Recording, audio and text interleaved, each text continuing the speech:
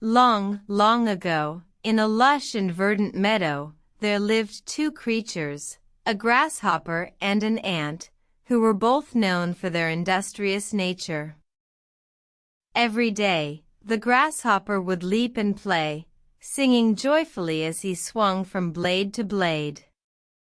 The ant, on the other hand, worked tirelessly, carrying grains of sand and pebbles to build a mighty hill. One day, as the weather grew hot, the grasshopper, feeling weary from his endless play, asked the ant, "Why do you toil so hard, building your hill, when I can dance and sing with such ease?" The ant paused, looking at the grasshopper with a wise and knowing gaze. "I am preparing for the coming winter, when food will be scarce," she said.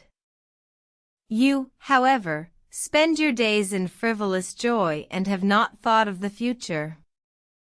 The grasshopper, not believing the ant's words, mocked her for her hard work and continued his playful ways. As the days passed, the grasshopper danced and sang with more enthusiasm, while the ant worked diligently, day and night.